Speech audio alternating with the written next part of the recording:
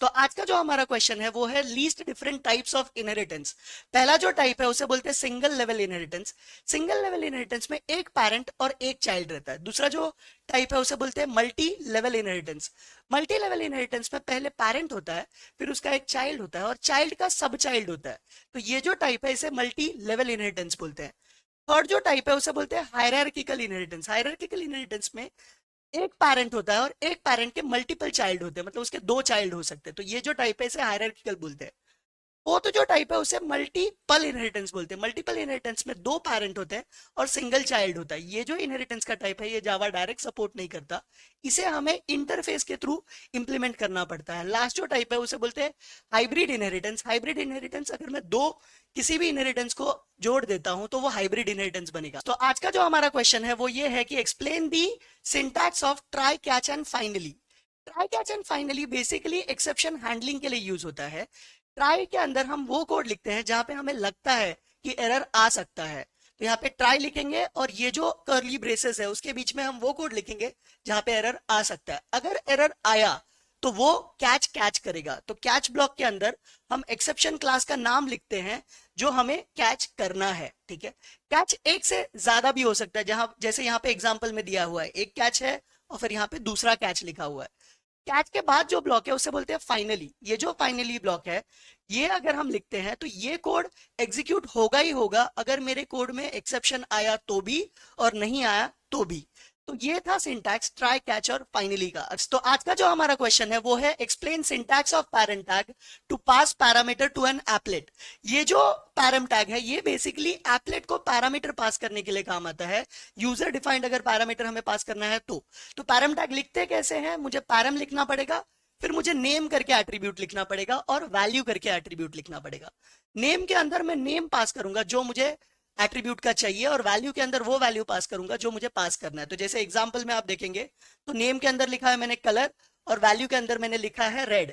ऐसे ही मुझे अगर समझो फॉन्ट पास करना है तो मैं नेम के अंदर लिखूंगा फॉन्ट और वैल्यू के अंदर लिखूंगा टाइम्स न्यू रोमन। तो ये यूजर डिफाइंड पैरामीटर पास करने के लिए काम आता है एप्लेट के अंदर। तो आज का जो क्वेश्चन है वो है define error and list it's type.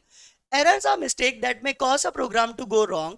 Error may be logical or it may be a typing mistake. Error can produce incorrect output or it may terminate the execution of the program abruptly or it can cause a system crash. Errors can be classified into two types. One is logical error and one is compile time error and another is runtime error. Compile time error वो error है जो compilation के time पे ही आ जाता है, जिससे आपका execution हो ही नहीं पाएगा। ये जो एरर है इसका रीजन क्या रहता है, आपने सिंटैक्स रॉन्ग लिखा है, डबल कोट्स नहीं डाला है, सेमीकोलन नहीं डाला है। दूसरा जो एरर टाइप है वो है रन टाइम एरर। ये जो रन टाइम एरर है ये आपका कंपाइलेशन नहीं रोकता, ये जब प्रोग्राम रन होता है उसके बाद आता है। इसका कॉस्ट क्या रहता है, अगर समझिए आपका जो अरे है उसका साइज 5 है और आप छठवां वैल्यू डालने का कोशिश कर रहे हो तो वहां पे अरे इंडेक्स आउट ऑफ बाउंड आएगा। ये रन टाइम एरर है। तो आज का जो क्वेश्चन है वो है least any four Java API package. जो पहला पैकेज है वो है java.lang, दूसरा पैकेज है java.util, तीसरा पैकेज है java.io, चौथा पैकेज है java.awt एंड पांचवा पैकेज है java.net। अगर ये 5 पैकेज के नाम आप लिखते हैं तो 2 मार्क्स आपको मिल जाएगा। तो देखेंगे अरे क्या रहता है और उसके टाइप्स क्या है।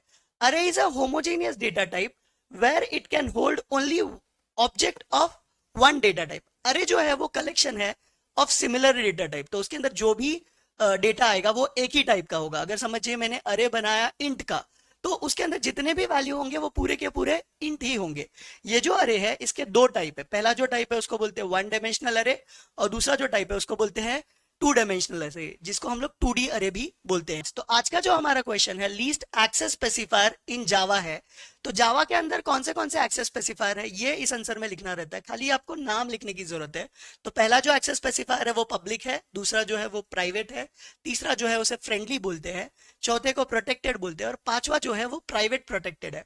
अगर ये 5 नाम आपने लिख दिया तो आपको 2 मार्क्स पक्का है। तो आज का क्वेश्चन है कि least any 8 features of Java.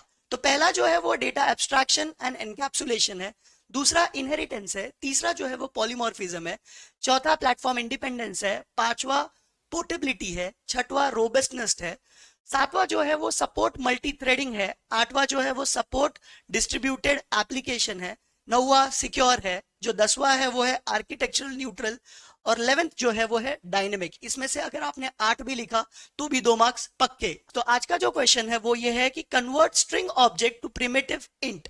तो यहाँ पे मैंने एक स्ट्रिंग वेरिएबल लिया है जिसका वैल्यू जो है वो 5 है। अब मुझे इसको इंट में कन्वर्ट करना है। तो इंट में कन्वर्ट करने के लिए मुझे इंटीजर क्लास यूज करना पड़ेगा और उसका एक मेथड है जो प्री डिफाइंड है जिसका नाम है पारसेंट, वो मुझे यूज करना पड़ेगा। जिससे क्या होगा, मेरा स्ट्रिंग वैल्यू इंटीजर में कन्वर्ट हो जाएगा। नेक्स्ट जो क्वेश्चन है वो ये है कि convert primitive into string object. तो मेरा इंट वैल्यू है जिसका वैल्यू है 5, इसको मुझे स्ट्रिंग में कन्वर्ट करना है। तो मुझे इंटीजर क्लास का टू स्ट्रिंग मेथड यूज करना पड़ेगा जिससे ये वैल्यू स्ट्रिंग में कन्वर्ट हो जाएगा। तो आज का जो हमारा क्वेश्चन है वो है define constructor and list its type. तो कंस्ट्रक्टर एक स्पेशल फंक्शन है which initialises all object upon creation. तो जितने भी ऑब्जेक्ट है उसको अगर मुझे इनिशियलाइज करना है तो मुझे कंस्ट्रक्टर क्रिएट करना पड़ेगा। It has same name as the class name.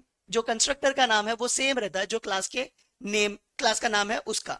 अगर कंस्ट्रक्टर मैंने नहीं डिफाइन किया है तो ऑटोमेटिकली डिफॉल्ट कंस्ट्रक्टर कॉल होता है। ये क्या करेगा, जितने भी न्यूमेरिक वैल्यू है उनको 0 वैल्यू दे देगा और जितने भी ऑब्जेक्ट है उनको नल वैल्यू दे देगा, जैसे यहाँ पे लिखा हुआ है।